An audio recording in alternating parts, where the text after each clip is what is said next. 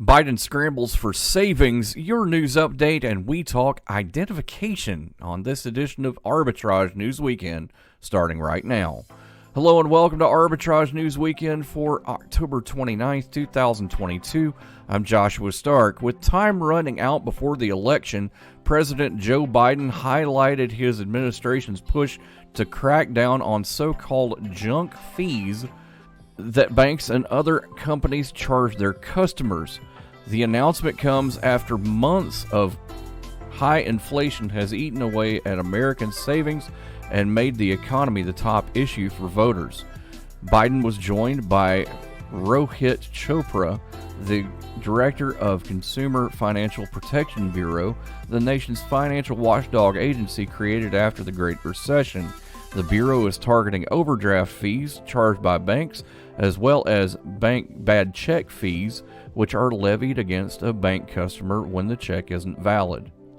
Nearly 400 school districts spanning all 50 states and Washington, D.C., along with several tribes and U.S. territories, are receiving roughly $1 billion in grants to purchase about 2,500 clean school buses under a new federal program. The Biden administration is making the grants available as part of a wider effort to accelerate the transition to zero-emission vehicles and reduce air pollution near schools and communities. Vice President Kamala Harris and Environmental Protection Agency Administrator Michael Regan are set to announce the grant awards in Seattle. The new, mostly electric school buses will reduce greenhouse gas emissions, save money, and better protect children's health, the White House said. As many as 25 million children ride the familiar school buses each school day. The Chinese city of Shanghai started administering inhalable COVID-19 vaccines on Wednesday in what appears to be a world first. The vaccine, a mist that is sucked in through the mouth, is being offered for free as a booster dose for previously vaccinated people, according to an announcement on an official city social media account. The scientists hope that such needle-free vaccines will make vaccinations more accessible in countries with fragile health systems because they are easier to administer.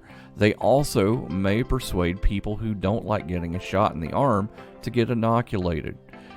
China wants more people to get booster shots before it relaxes strict pandemic restrictions, which are holding back the economy and are increasingly out of sync with the rest of the world.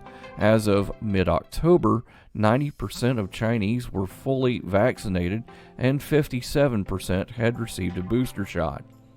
It's not uncommon for Idaho wildlife officials to be called for help when a moose, mountain lion, black bear, or other wild animals wander into one of the state's rural communities.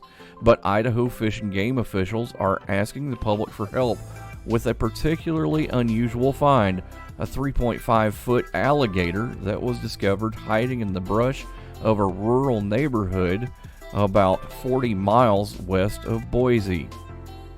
Southwest Region spokesman Brian Pearson told the Idaho Statesman that a New Plymouth resident was walking their dog Thursday evening when they noticed something moving in the brush. Further investigation revealed the alligator, a creature commonly found in coastal wetlands on the southeastern U.S., but certainly not native to Idaho. More after this. It's Thursday night, and you're grabbing drinks with some friends. Started off with a pitcher for the table, which quickly becomes two. There's pool. And there's the photo booth. All right, everybody squeeze in. Say cheese! Followed naturally by an order of wings. And another. Can we get some extra ranch sauce? Then there's the ceremonial nightcap. So what are we doing this weekend? And lastly, it's back to the car, which, if you're buzzed,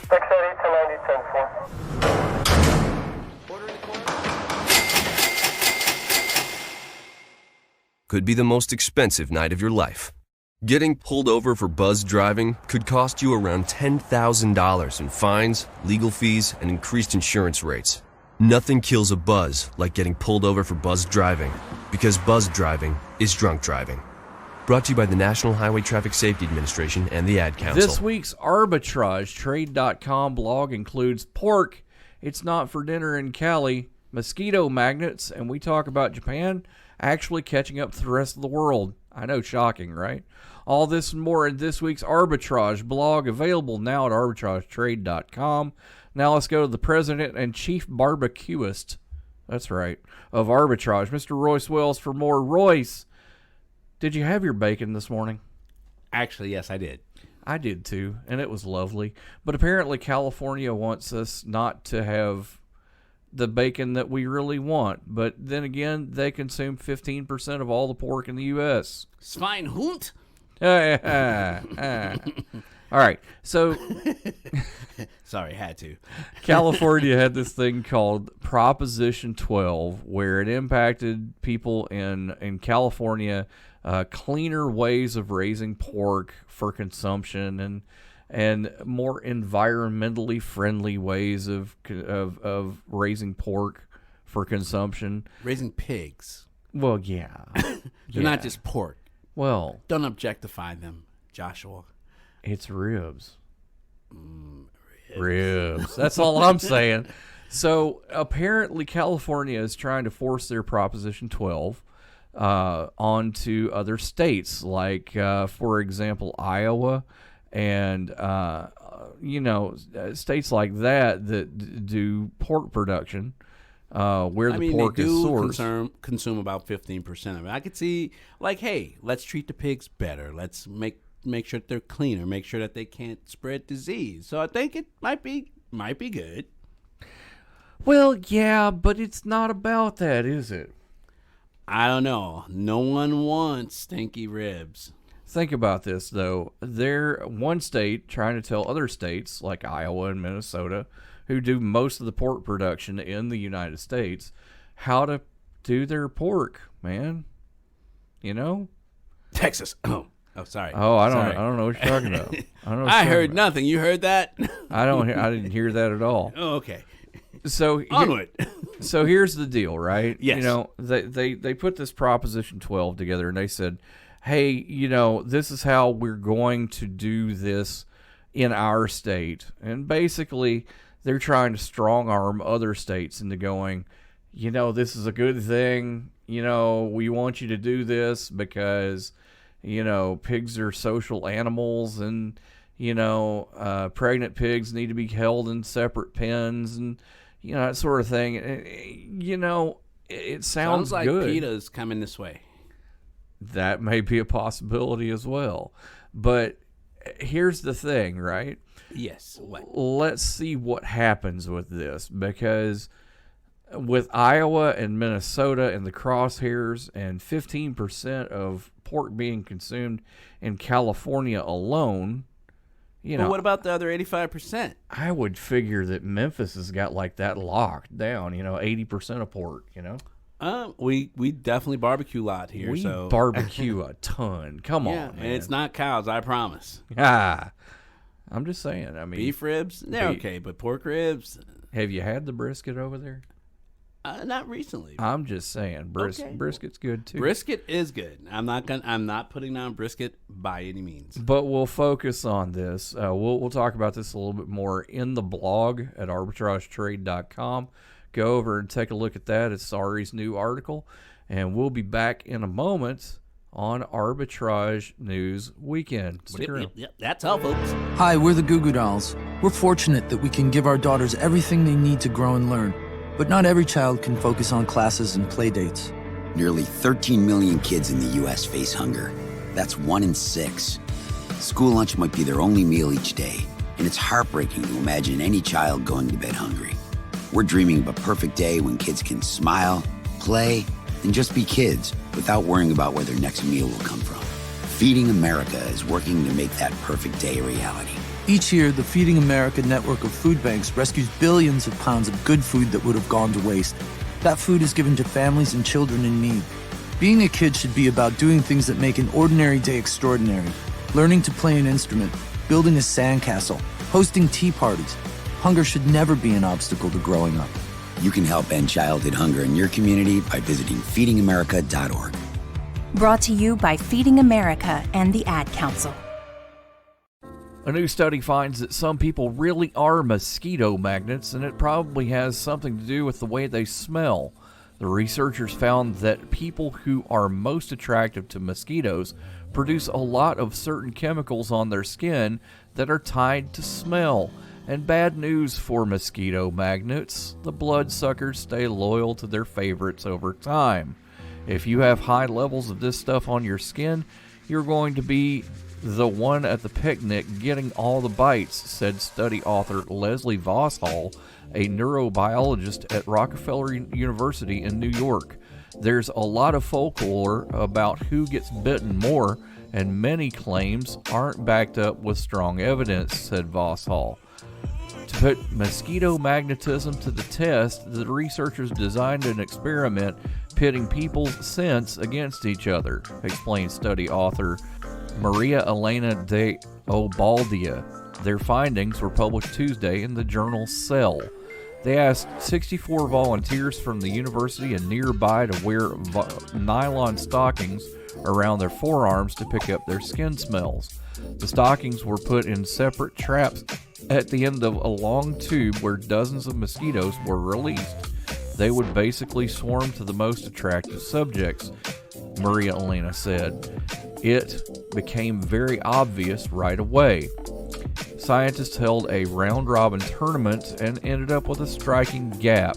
The biggest mosquito magnet was around 100 times more attractive to the mosquitoes than the last place finisher.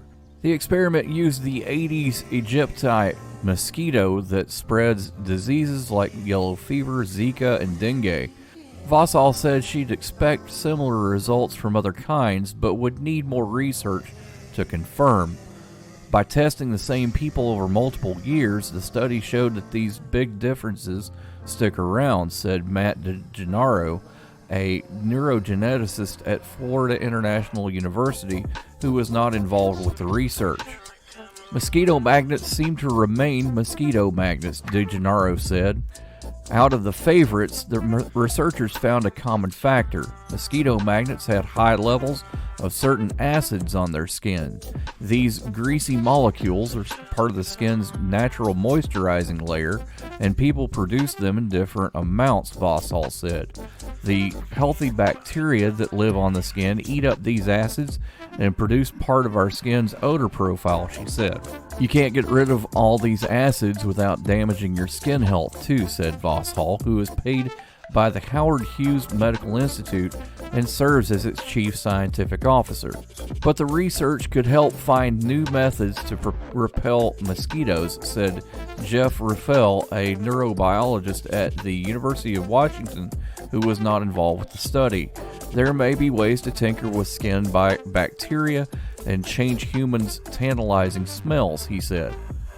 Still, figuring out ways to fight off mosquitoes isn't easy, Raffel said, since the critters have evolved to be lean, mean, biting machines. The study proved this point. Researchers also did the experiment with mosquitoes whose genes were edited to damage their sense of smell.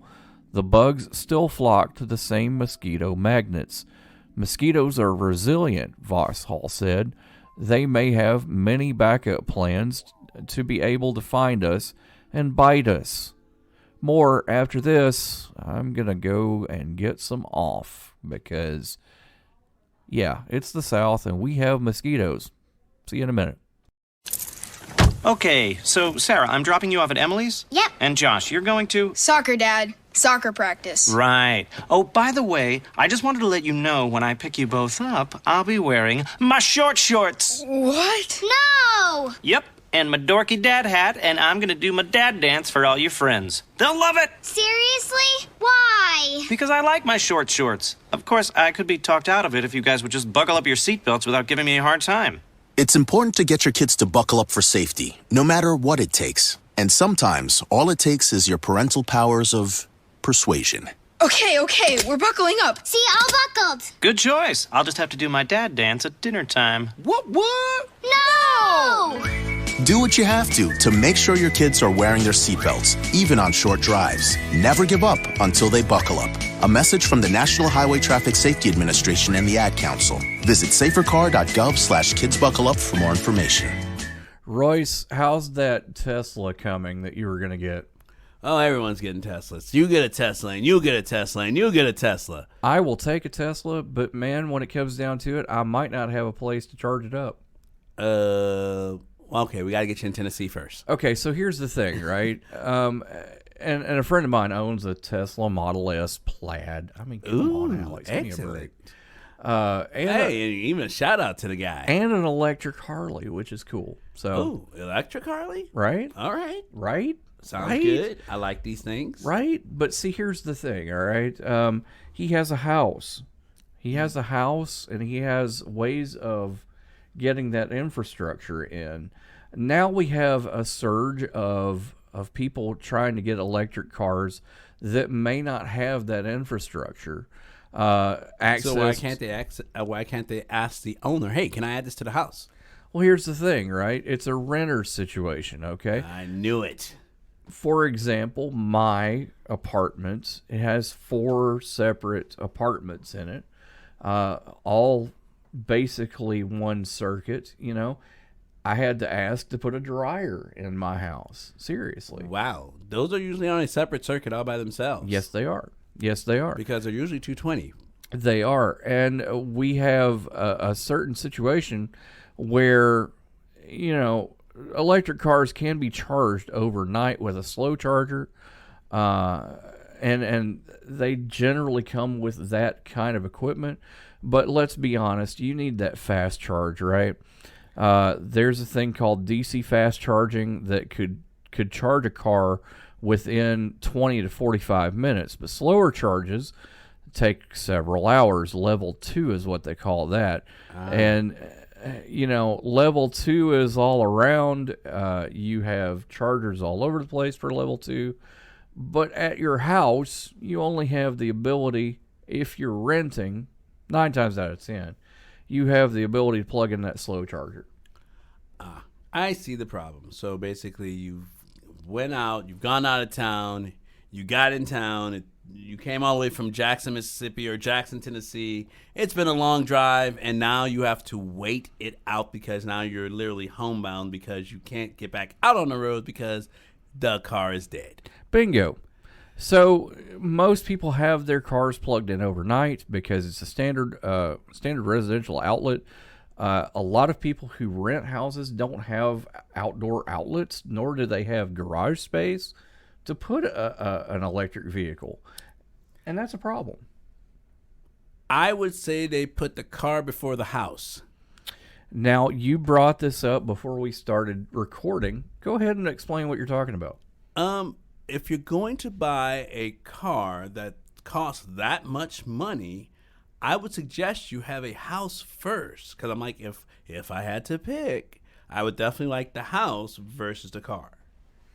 Now, that's a good point, and you can affect the electricity in the house by calling an electrician, getting a special drop. It's a 3-phase drop, by the way, for those special fast chargers. That's about $600, but you would foot the cost. It is your property. You can't exactly do that when you rent, can you? Well, it depends on your landlord. Obviously, if you have a generous landlord that basically wants to also improve the value and longevity of their house, yeah, they might do it. But, so maybe, bake cookies. Bake cookies, give it to your landlord. You might get that charger. More after this as I'm baking cookies. No word in the English language is less convincing than probably. Are you sure we should get matching tattoos on our first date? Sure. We'll probably stay together. Probably? It's been 23 minutes since I ate. I can probably swim. You should wait 30 minutes. Okay, now tell me what to do. Cannonball!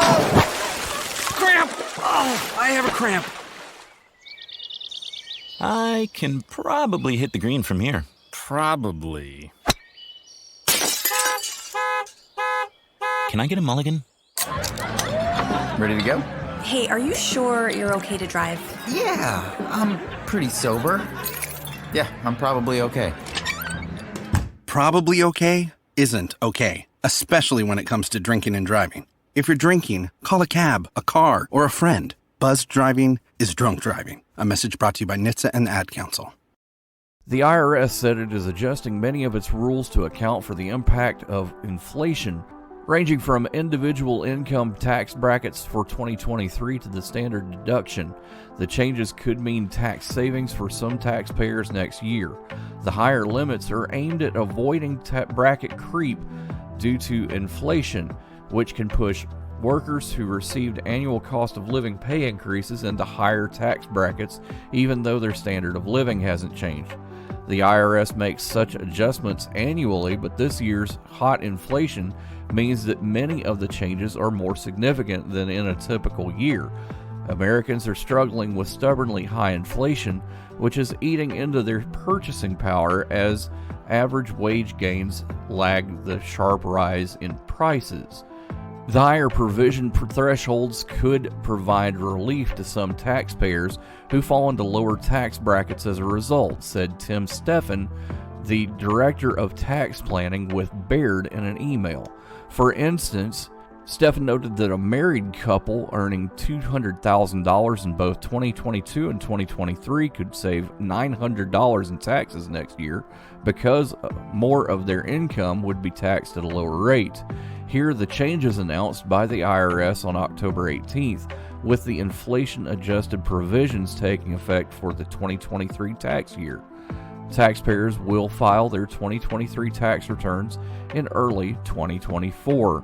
The standard deduction is used by people who don't itemize their taxes, and it reduces the amount of income that you must pay taxes on. For married couples filing jointly, the standard deduction will rise to $27,700, up from $25,900 in the current tax year. That's an increase of $1,800 or a 7% bump. For single taxpayers and married individuals filing separately, the standard deduction will rise to $13,850 in 2023 from $12,950 currently. That's an increase of about 6.9%. Heads of households will see their standard deduction in 2023 jump to $20,800 from $19,400 this year.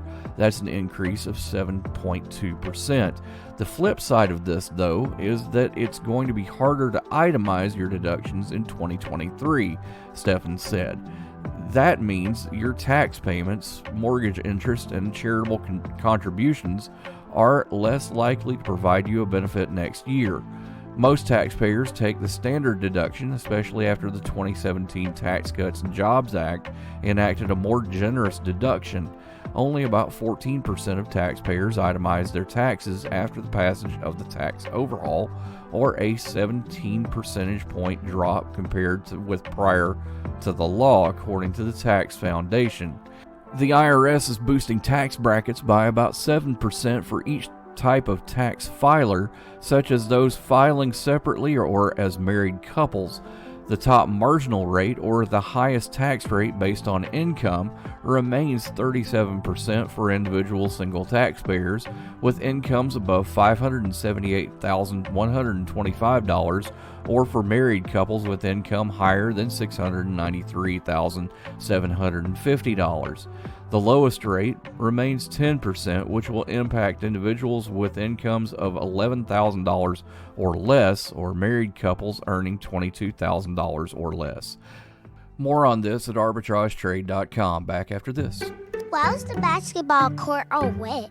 Because the players kept dribbling on it. The dad joke. Corny, groan-worthy, but also one of the simplest ways to share a moment with your kids. What did the buffalo say when he dropped his son off for school? Bye, son. So take a moment to make your kid laugh, because dad jokes rule. Make your kid laugh today. Go to fatherhood.gov. Brought to you by the U.S. Department of Health and Human Services and the Ad Council.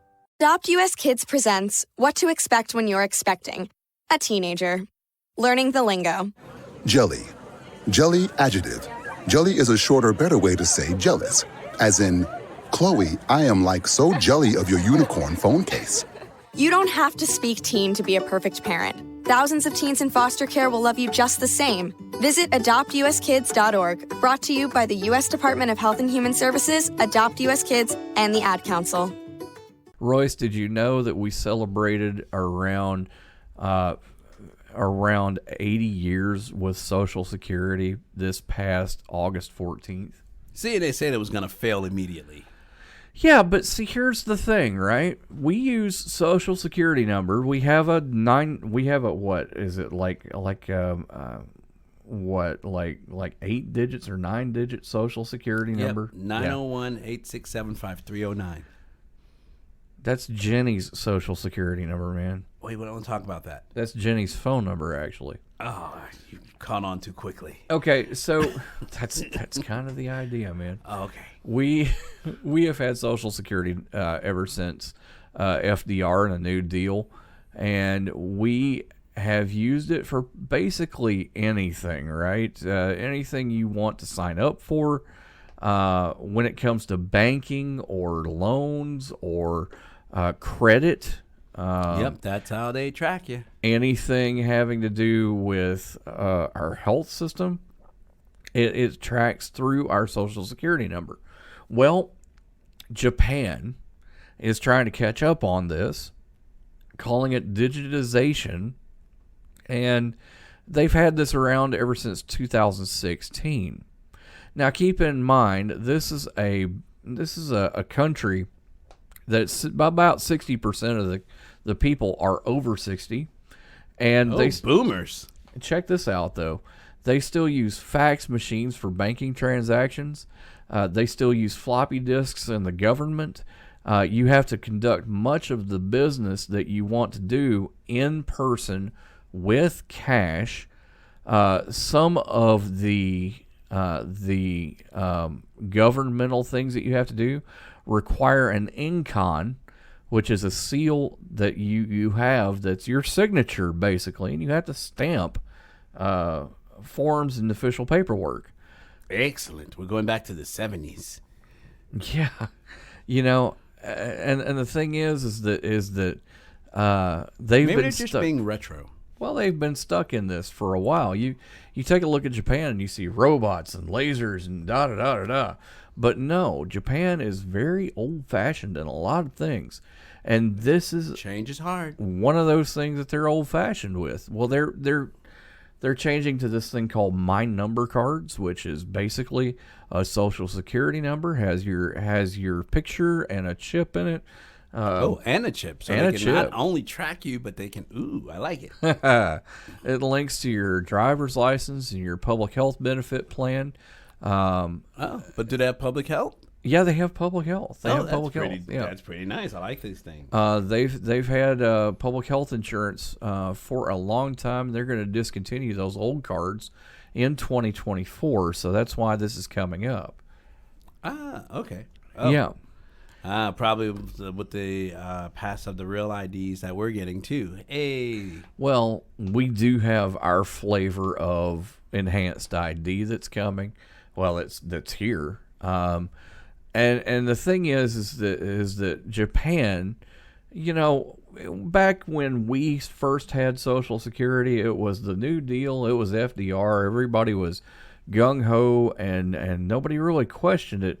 But now we have digital surveillance. We have the possibility of someone stealing that. So we're going to keep an eye on that as well. We also have Chinese police stations. So, yep. Hey. Yeah. More information at arbitragetrade.com. Have a great weekend. We'll see you next time. Arbitrage Trade Analytics, LLC, is a privately held market research company. Arbitrage Trade Analytics, LLC, is solely responsible for the preparation and distribution of the content of this podcast. The opinions offered in this podcast are for informational purposes only and are not intended to be investment advice. Seek a duly licensed professional for investment advice. For more information about the informational research and services offered by Arbitrage Trade Analytics, LLC, please visit arbitrage